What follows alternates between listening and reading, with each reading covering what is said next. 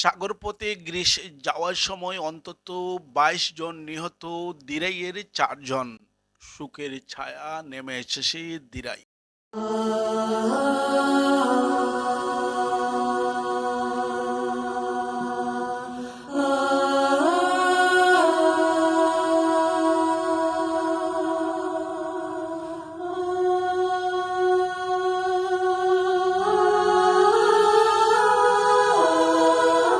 প্রিয় দর্শক, উত্তর আফ্রিকার লিবিয়া থেকে সাগরপথে গ্রিস যাওয়ার পথে ভয়াবহ মানবিক বিপর্যয়, অন্তত ২২ জন আদিবাসীর মৃত্যু হয়েছে, যার মধ্যে ১৮ জন বাংলাদেশি বলে জানা গিয়েছে।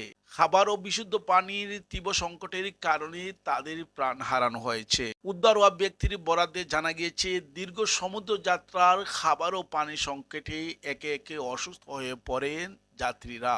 পরে অনেকেই মারা যান। পাচারকারীদের নির্দেশে মৃতদেহগুলো সমুদ্র সাগরে ফেলে দেওয়া হয়।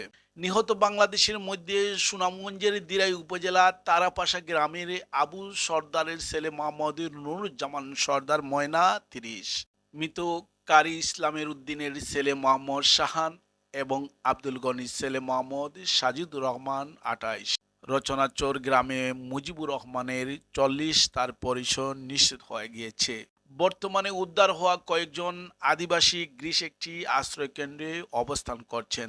তাদের দেওয়া তথ্য অনুযায়ী এই ঘটনায় আরও অন্তত ১৪ জনের মৃত্যু হয়েছে বলে আশঙ্কা করা হয়েছে।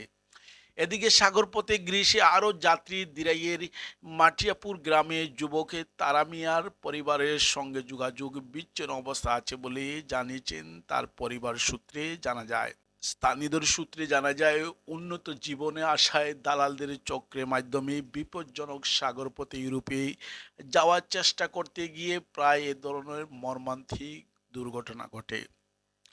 প্রিয় দর্শক, যারা সাগরপথে প্রিয় দর্শক লিবিয়া থেকে সাগরে গ্রিস যাওয়ার পথে ভয়াবহ মানবিক বিপর্যয়ে যারা নিহত হয়েছেন, আমরা তাদের রুহের আত্মার মাগফিরাত কামনা করছি। পাশাপাশি যারা আহত হয়েছেন তাদের সুস্থতা কামনা করছি এবং নিহতের পরিবার পরিজনে যেন আল্লাহ রব্বুল আলামিন তাদেরকে ধৈর্য ধরার তৌফিক দান করেন। আমিন।